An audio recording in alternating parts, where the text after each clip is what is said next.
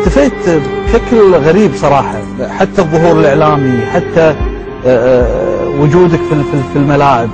البعض قال خلافات، البعض قال زعلان، البعض قالوا هاجر راح سافر القاهرة وبيروت عاش هناك، يعني وايد حكي والله صراحة، وايد حكي طلع على فهد العريبي واختفائه. شوف يا اخوك، يعني انا سؤال والله كان ما ودي اني اتعمق فيه، لانه يسوي لي مرارة شوي، يعني يسوي لي تصادم شوي. لكن بصراحتي المعهودة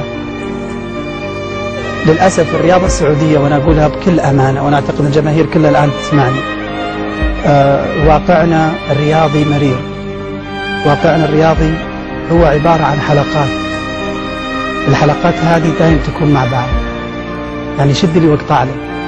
يعني واقعنا وبكل أمانة أقولها، واقعنا يمثل نادي معين، فإذا كنت أنت ضد هذا النادي أو ضد هذا الواقع ستتحارب، لأنك ما مشيت معاهم في الحلقات، ما مشيت معاهم في اللي هم يبغون. احنا للأسف نسمع بالرأي والرأي الآخر، لكن احنا ما عندنا رأي، عندنا رأي واحد.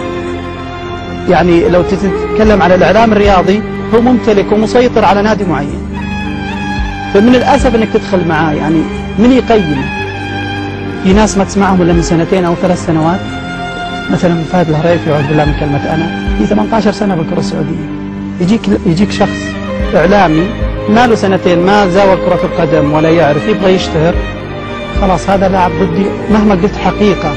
الآن لو ترجع على واقعنا الرياضي، لما أقول لك مرير، شوف من يدخل في اللجان، شوف من يدخل في الاتحادات، شوف من اللي يخدم الرياضة، شوف من اللي يطلع في القنوات، من اللي يحلل، كلهم شد لي واقطع لي. يعني كلهم تبع ناس، كلهم مو نصراوية. لا أنا أتفق معك، حتى التشكيل الأخير، وهذا كلام على الرئاسة العامة نتكلم، حتى التشكيل الأخير ولا واحد من النصراوية. ما احنا سعوديين، ما في أحد فاهم، يعني ما في أحد فاهم لقطاع معين، لكن للأسف ما يبغون أي أحد تصادمي للواقع.